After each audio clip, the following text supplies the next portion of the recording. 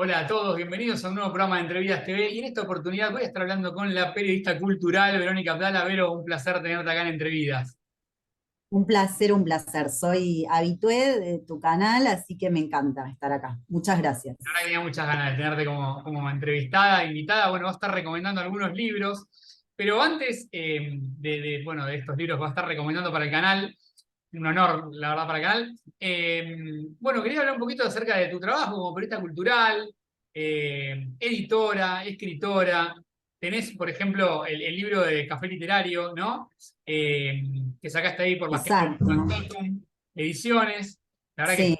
maravilloso ese libro. Contá un poquito cómo fue esa experiencia, ¿no? De recopilar por ahí a raíz de tus notas en medios. Y bueno, yo empecé muy joven a laburar como periodista cultural. Empecé a los 21 años en Página 12 y ya comencé haciendo entrevistas a escritores, notas de tendencia, notas relacionadas con literatura, porque era lo que me fascinaba. A veces lo cuento porque me sorprende a mí misma, pero la primera nota que publiqué en ese diario fue una entrevista a Mariana Enríquez, que hoy es muy conocida y muy valorada, pero entonces era una escritora muy joven de 21 años que acababa de publicar su primera novela. Yo era una periodista aspirante a periodista, que estudiaba en la UBA y quería ser periodista cultural, quería escribir en diarios, y se me ocurrió ir a entrevistarla, buscarla, primero rastrearla a Mariana Enríquez, hacerle la primera entrevista de mi vida, digamos, por lo menos la que terminó siendo la primera entrevista publicada en un diario, y así arranqué.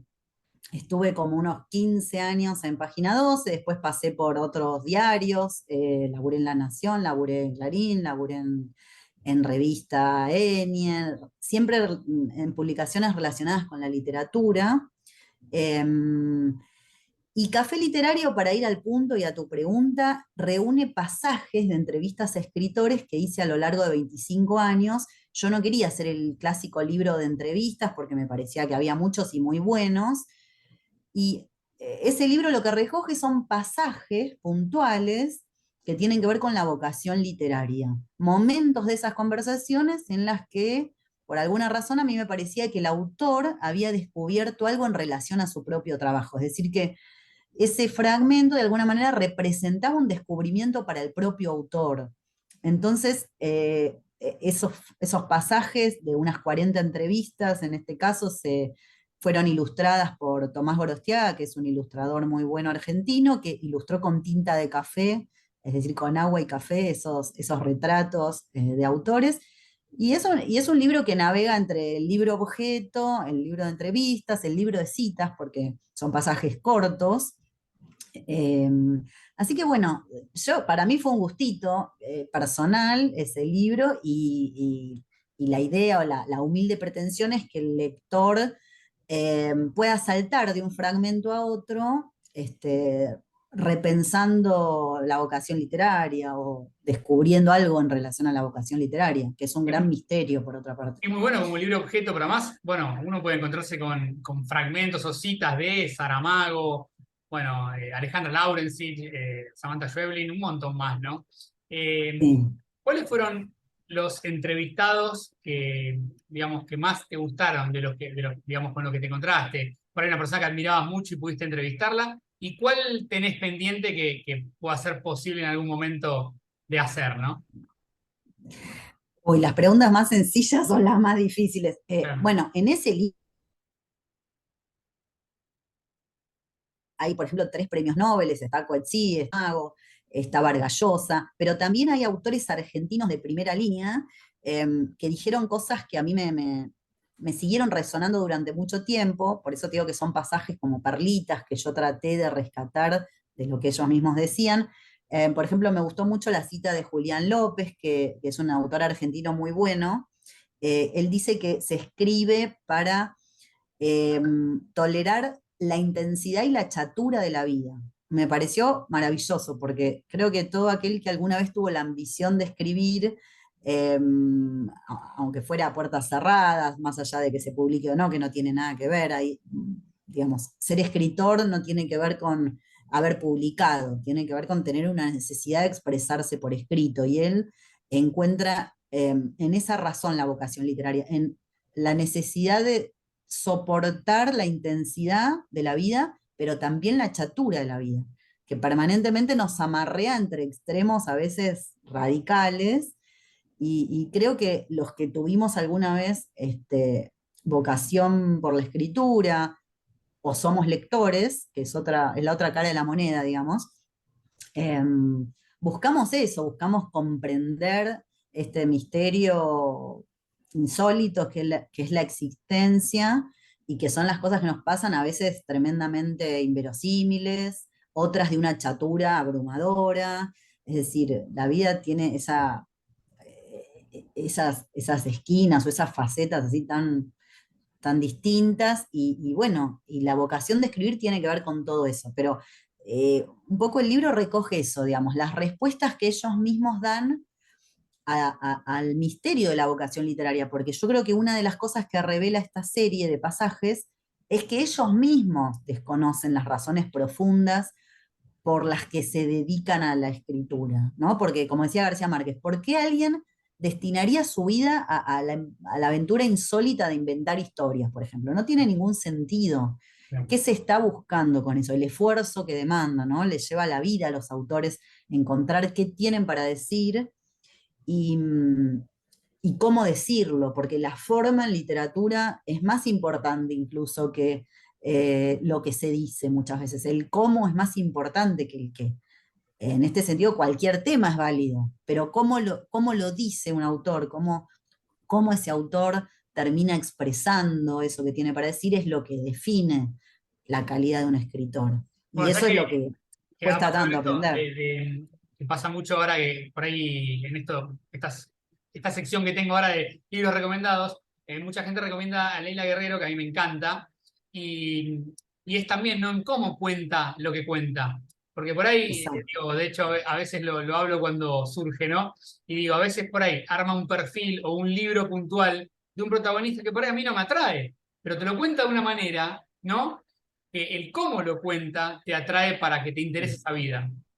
Bueno, yo tomé acá de mi biblioteca unos libritos que tengo acá al lado apilados, y por ejemplo, bueno, tomé este de Leila Guerriero, pero podría haber tomado cualquiera. Este se llama Teoría de la Gravedad y reúne 96 columnas cortas que ella publica en el diario El País, como si fueran sus contratapas, digamos.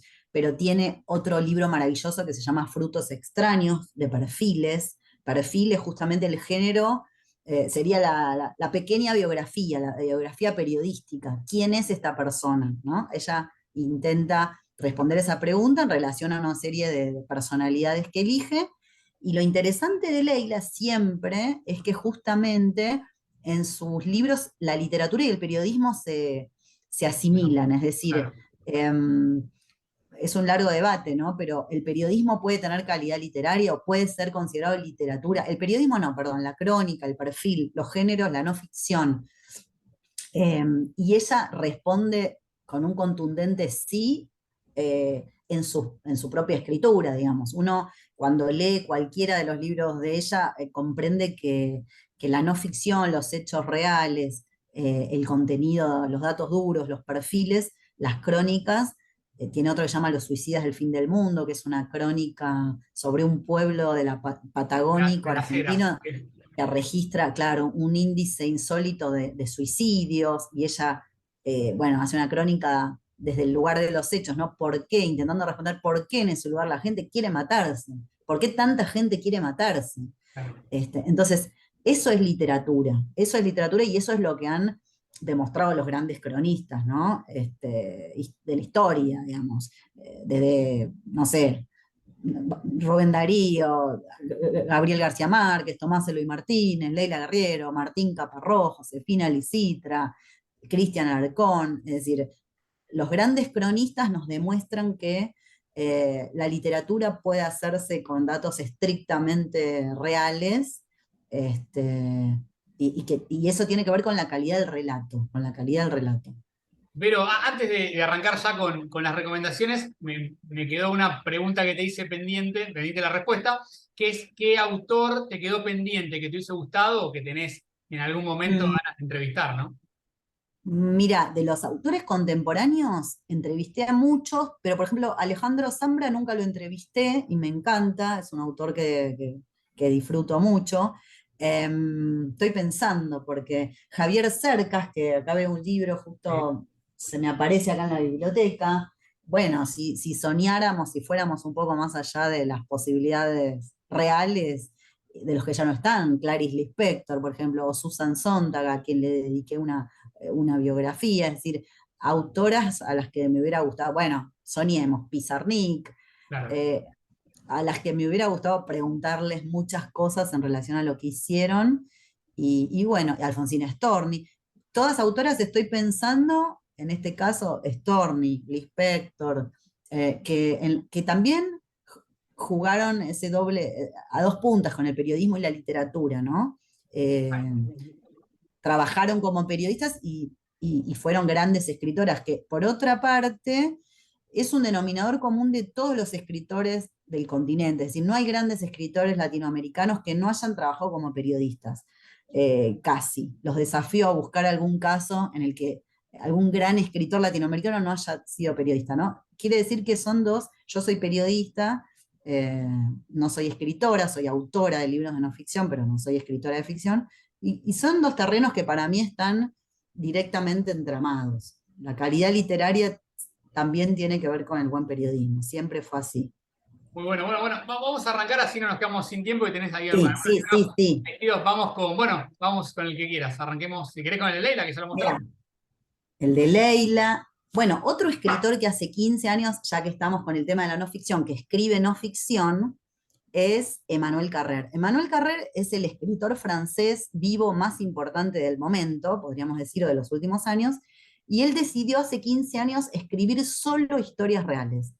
Historias que si hubieran sido inventadas serían totalmente inverosímiles, ¿no? Él se ha encargado de encontrar historias o grandes historias de la vida real y narrarlas con la calidad de la ficción, con la calidad de la gran literatura.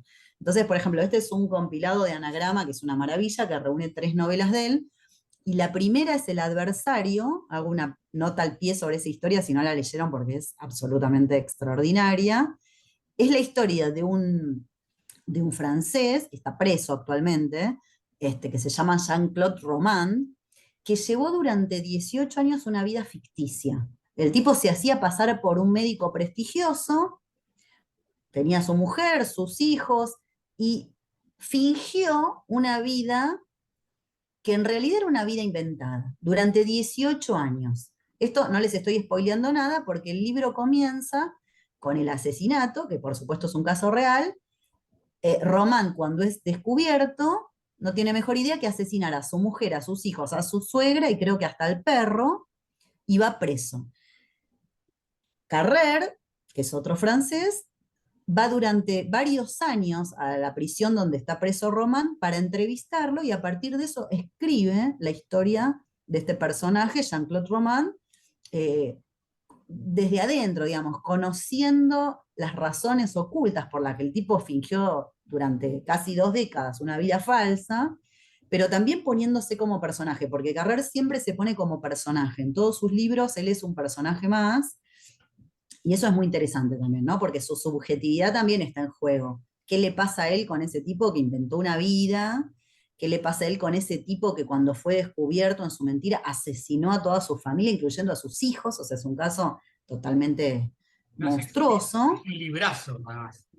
Es un librazo y también, como todo gran libro, como toda gran novela, nos lleva revela alguna cualidad de la condición humana y por ende nos interpela a todos, porque uno podría trasladarlo a la vida casi personal y pensar cuántas facetas de mi vida son ficción, cuántas facetas de mi vida o cuántas aristas de mi vida son construcciones para los demás, en qué medida nosotros nos convertimos o nos construimos como personajes frente al resto.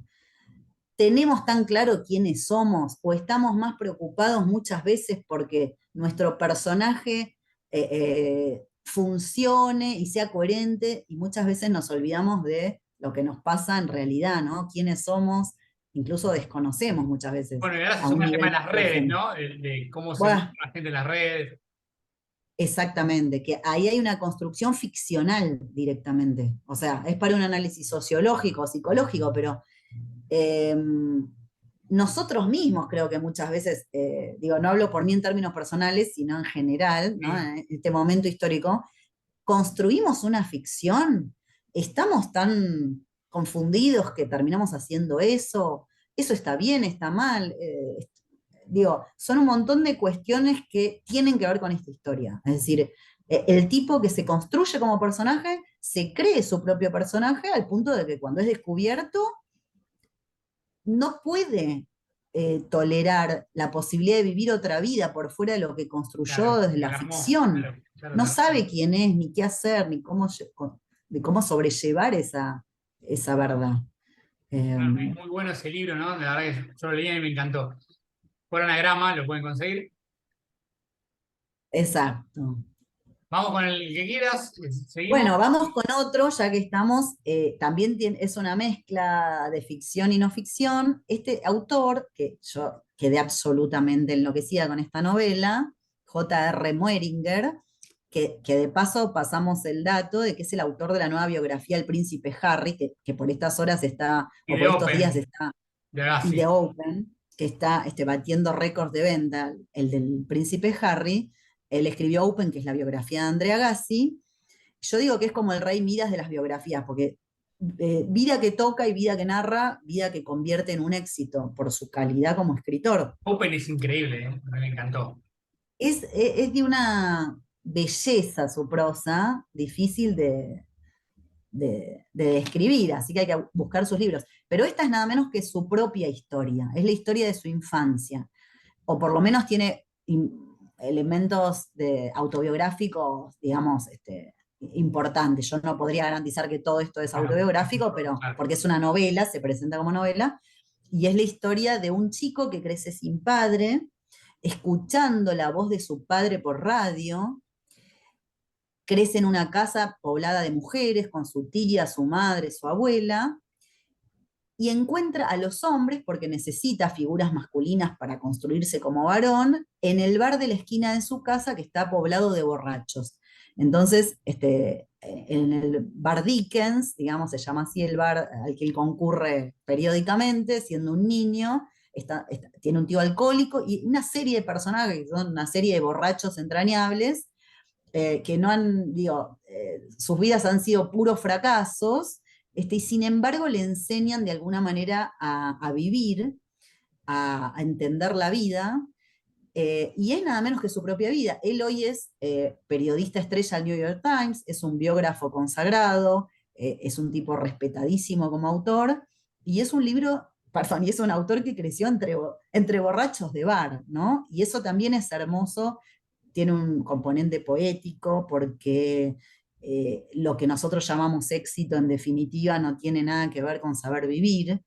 La sociedad contemporánea nos confunde mucho en ese sentido, y la belleza de esta novela reside en esa posibilidad cierta de encontrar las claves de la vida, de la belleza, del amor, allí donde, en los márgenes, en donde todo huele a fracaso, donde todo huele a, Sí, porque ya de a entrada, ¿no? pérdida. Yo leí ese libro y me encantó, y de entrada ya empiezan a mostrarte los personajes de ese bar como que son todos fracasados. Digamos. Casi que compiten a quién le fue peor, ¿no? Claro, Y sin claro. embargo, uno lee esta novela y solo quisiera adentrarse en ese universo, ¿no? Y todo aquello que reluce como éxito, o lo que los medios nos venden como exitoso, muchas veces tiene ese componente de patetismo evidente, que no tiene nada de sabiduría ni de belleza, ¿no? Entonces creo que este libro tiene esa cualidad o nada, distingue esa historia, esa mirada de Moeringer, ¿no? No, es buenísimo y bueno, ahora está con el libro de Harry y bueno, otra vez ahí, ¿no? En la cresta de la ola, como bien. Que sí, yo no lo leí, pero creo que seguramente vale la pena. O sea, este tipo no es ningún tonto. Y la historia del príncipe Harry, más allá del interés o no que a uno le despierte la monarquía británica, que en mi caso nulo, es como la fábula del príncipe que quiso ser hombre común, ¿no? es como la fábula inversa. Al revés de Toda la todo. Bueno, vida, la literatura, el cine, Hollywood eh, eh, nos quiso entrenar en la fantasía de que quisiéramos ser príncipes y princesas. Bueno, este es un príncipe que quiere ser vos o yo, que quiere claro, tener una vida común. Entonces debe ser una historia interesante. seguramente nada más el biógrafo es terrible cómo escribe. Vamos con el que sigue, si querés, más que nada para que no nos quedemos cortos de tiempo.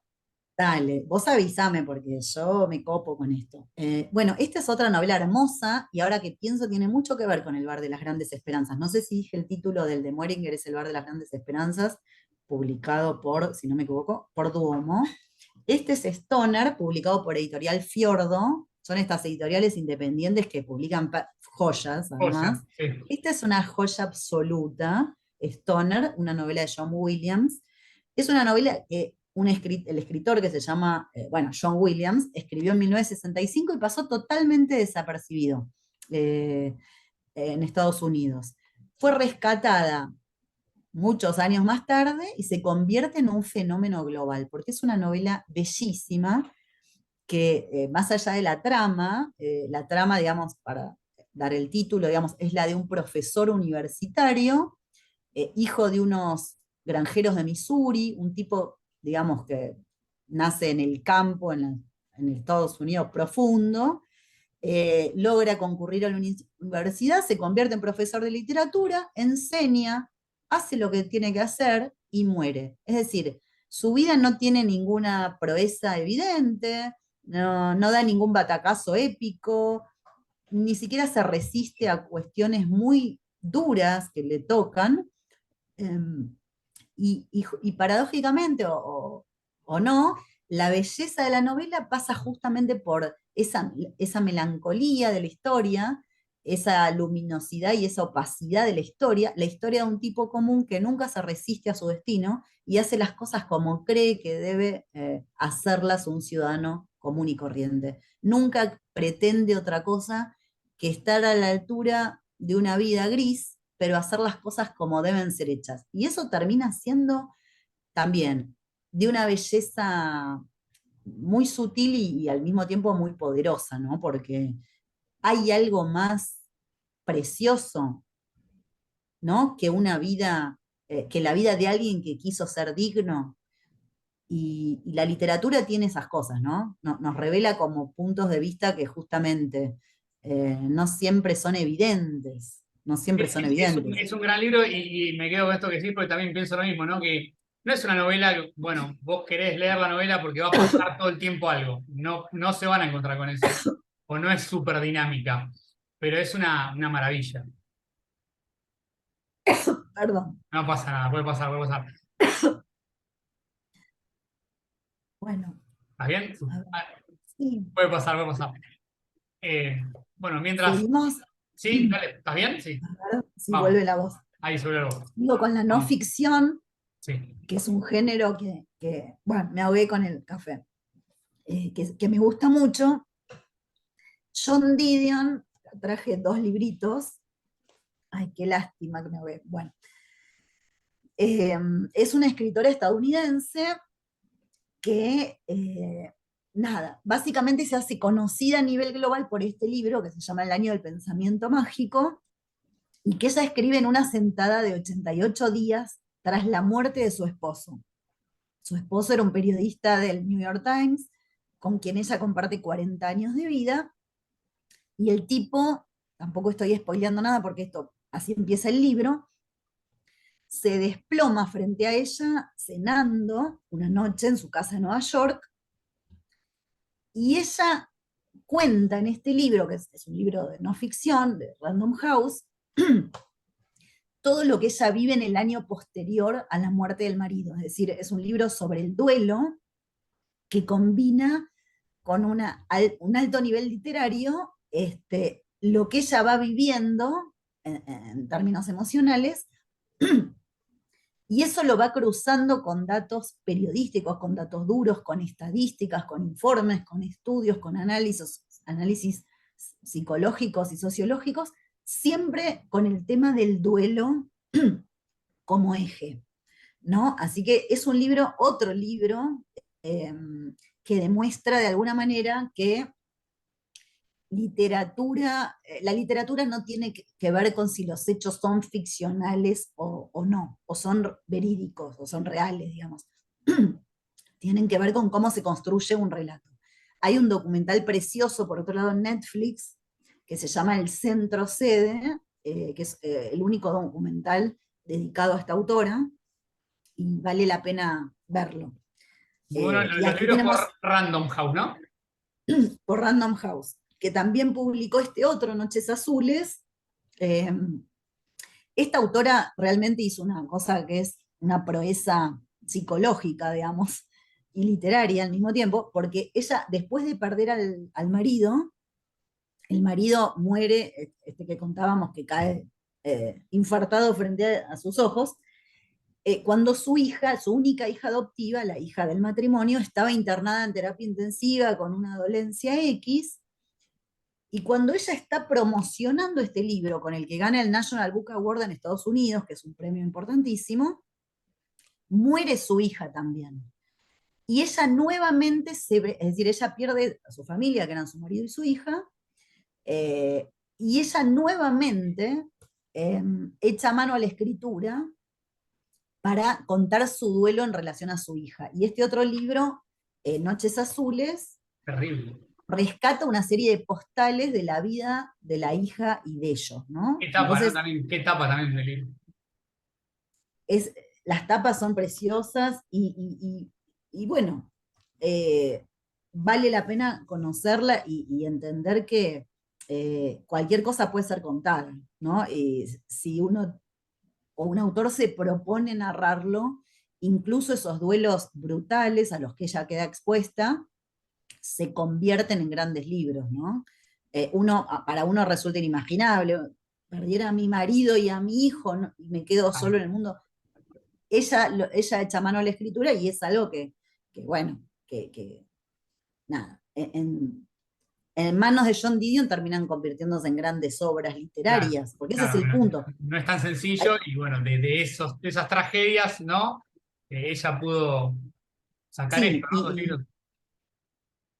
no, remarcar en este sentido que no importa qué te pasó, no, Claro. una historia no es valiosa ni porque te haya pasado, ni porque sea real.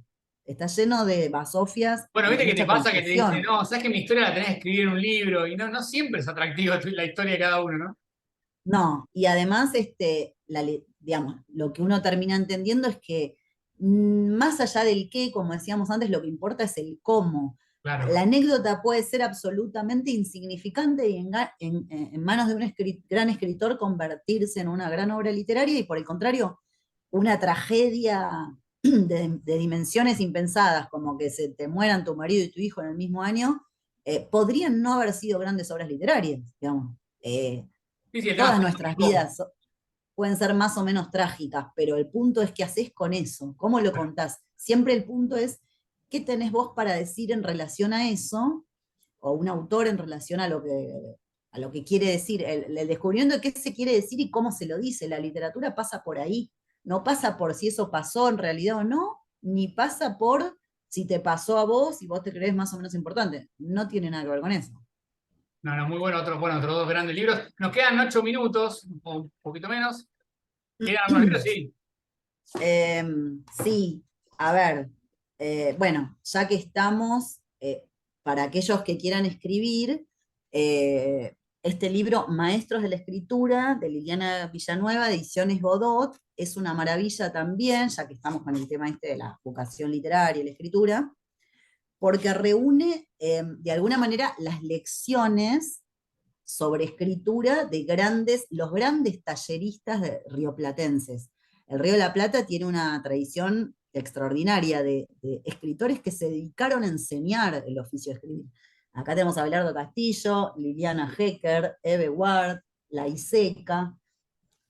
El libro reúne de alguna manera sus consejos sobre la escritura y el desarrollo de quién fue cada uno y de la historia de sus respectivos talleres. Entonces, aquellos que quieran escribir o disfruten de la escritura, salgan a buscar maestros de escritura Gran, porque gran libro. está Viste que hay buenísimo. libros que son como fundamentales, ¿no? Para los que escriben o escribimos. como Ser escritor, por ejemplo, de Loro Castillo también.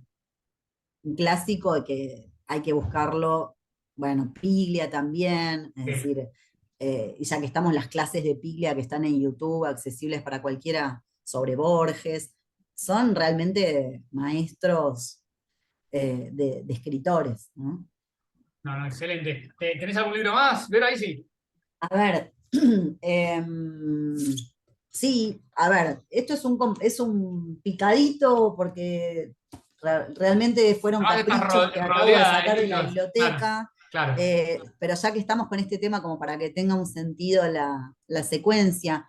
Este libro, que es un libro relativamente reciente de Rosa Montero, El peligro de estar cuerda, de Seix Barral, es un ensayo sobre las razones por las que los escritores escriben también, desde otro punto de vista. Ella relaciona la vocación literaria con la locura.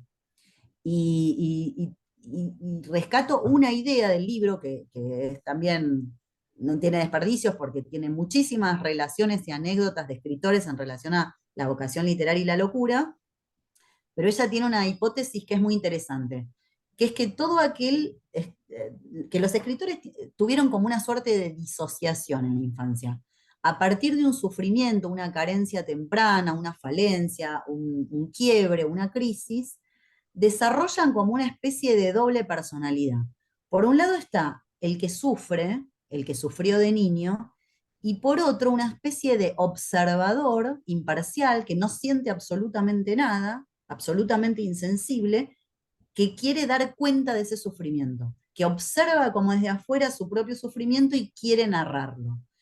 Y es muy interesante porque yo creo un poco en eso. Creo que en el origen de la vocación literaria hay una especie de sufrimiento de base y que los grandes autores, más allá de sus diferencias, que son infinitas, han querido reparar, han tenido la literatura, no quiero dar fórmulas universales porque no soy nadie para hacerlo, pero la literatura siempre ha funcionado como una suerte de intento de reparación, o la escritura de intento de reparación de una identidad fragmentada, de una identidad que en algún momento sufrió un golpe fuerte y la escritura viene como a querer recomponer o reconstruir una historia, una memoria, una identidad.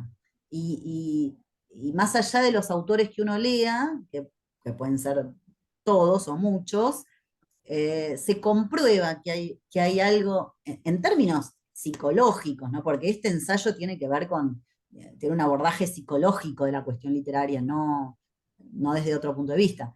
Y desde ese punto de vista es interesante, porque la escritura yo creo que viene a reparar algo en todos nosotros, con belleza, con poesía, más allá del tono que tenga la narración, la temática, etcétera, ¿no? Así que es interesante el libro, El peligro de Bueno, estar cuerdo, muy bueno, no lo leí, de Rosa Montero. de Rosa Montero. Y si nos quedan, no sé cuánto tiempo Sí, nos queda, sí, unos pero minutos. Sí, ¿tenés algo más? Sí, sí.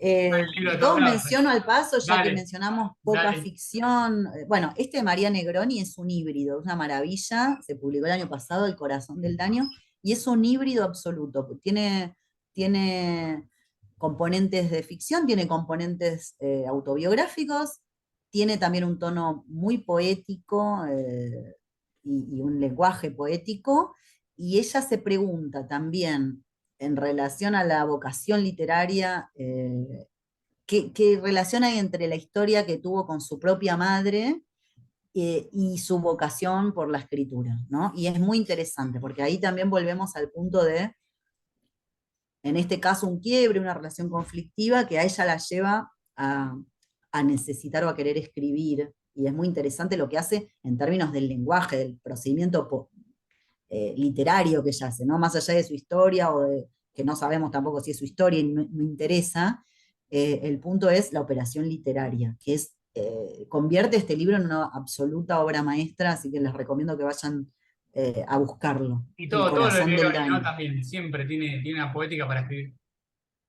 Una maravilla y también pedimos disculpas a lo mejor a los autores que son como comentarios muy desprolijos, pero hay que buscarlos. Y bueno, y después para terminar, qué sé yo, Eve Ward, que es una cuentista absolutamente extraordinaria, este libro es de Blatan Ríos, y reúne cuentos de Eve Ward, grandísima autora argentina, eh, que vale la pena conocer también por cómo trabaja el lenguaje coloquial, incluso sus personajes, uno siente que hablan como esos personajes con los que nos cruzamos todos los días en el campo, en la calle, y ella demuestra eso, ¿no? Que para hacer gran literatura no hace falta ser pretencioso o barroco, no tiene nada que ver con eso la gran literatura. Muchas veces la llanura con la que se expresan los personajes, eh, bueno, resulta conmovedora en el caso de Ward y además, bueno, es una gran escritora, entiende por dónde va una narración, por dónde va un cuento, etcétera, etcétera. Así que corran a buscarlo, El gato tuvo la culpa, Muy bueno, Blati de Ríos. Blatan Ríos. Pero se está por cortar. Un placer tenerte aquí en Bueno, Entre Vidas. Me encantó esta charla. Seguramente haremos una segunda parte pronto. Te mando un beso enorme.